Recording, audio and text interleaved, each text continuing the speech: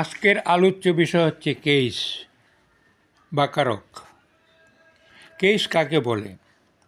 সেন্টেন্সে noun, pronoun, clause অথবা ফ্রেজের সাথে অন্যান্য ওয়ার্ডের যে সম্পর্ক থাকে তাকে কেস বলে। সেন্টেন্সে নাউন, প্রোনাউন, ক্লজ অথবা ফ্রেজের সাথে অন্যান্য ওয়ার্ডের যে সম্পর্ক থাকে তাকে কেস বলে। কেস সাধারণত 4 প্রকার, যথা নমিনেটিভ কেস কর্তৃকারক, অবজেক্টিভ কেস কর্মকারক, পজিটিভ কেস অধিকারসূচক কারক, ভোকেটিভ কেস সম্বোধনাত্মক কারক। নমিনেটিভ কেস কাকে বলে? কোনো নাউন, প্রোনাউন, ক্লজ অথবা ফ্রেজ বাক্যে ভার্বের সাবজেক্ট রূপে ব্যবহৃত হলে তাকে সাবজেক্টিভ বা নমিনেটিভ কেস বলে। এক্সাম্পলস: কমল রিডস এ বুক।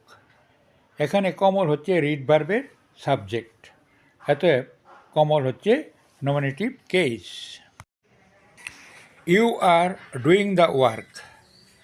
এই বাক্যে ডুইং ভার্বের করতে হচ্ছে ইউ, অতএব ইউ হচ্ছে nominative case. To err is human. এই বাক্যে টু এর হচ্ছে ইজ ভার্বের nominative case. Running is a good exercise. এই বাক্যে রানিং হচ্ছে ইজ ভার্বের nominative case. Smoking of cigarette is a bad habit. এই বাক্যে স্মোকিং অফ সিগারেট হচ্ছে ইজ ভার্বের nominative case. The bird in the cage twitters. এই বাক্যে the bird in the cage হচ্ছে টুইটার্স ভার্বের nominative case. What you do is your work. এই বাক্যে হোয়াট ইউ ডু হচ্ছে ইজ ভার্বের nominative case. Objective case. Objective case কাকে বলে?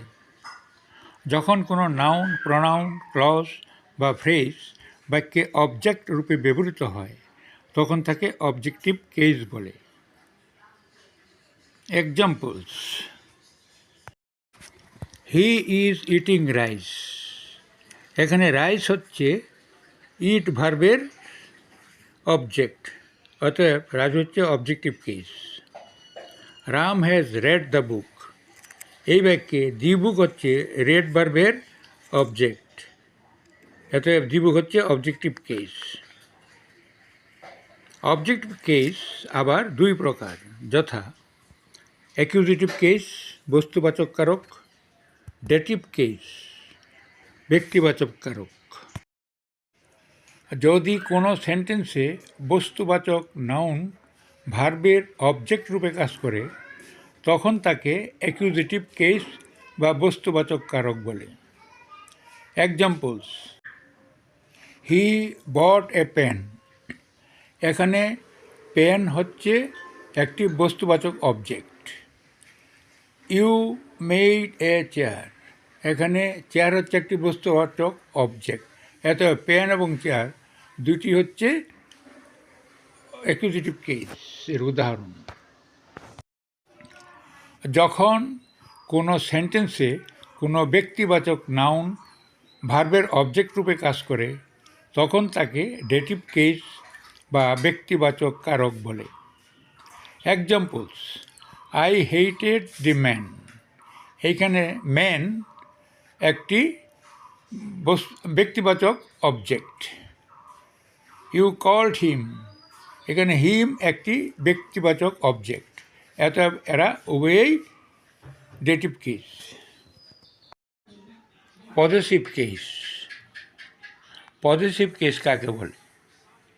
যে নাউন বা প্রোনাউন বাক্যে অধিকার বা কর্তৃত্ব সম্বন্ধ প্রকাশ করে তাকে পজেসিভ কেস বলে।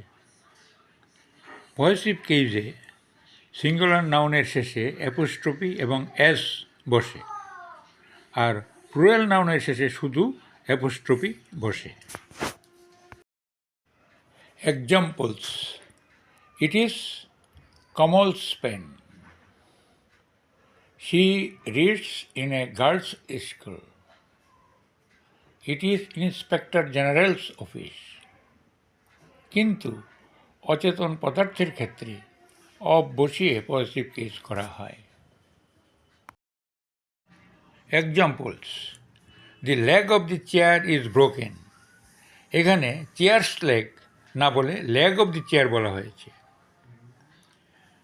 দি leaf of the tree is green.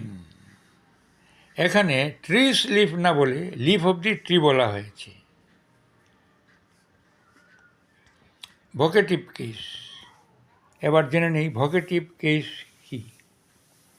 বাক্যে যে নাউনের মাধ্যমে কাউকে সম্বোধন করে কিছু বলা হয় সেই নাউনের ভোকেটিভ কেস হয়। Examples: may I come in sir. এখানে স্যারকে সম্বোধন করে বলা হয়েছে। Come here Ram. এখানে রামকে সম্বোধন করা হয়েছে। Good morning friends. এখানে ফ্রেন্ডসকে সম্বোধন করা হয়েছে। এতে এইগুলি হচ্ছে ভোকেটিভ কেসের উদাহরণ। আজকের মতো এখানেই শেষ করছি। Thanks for watching the video.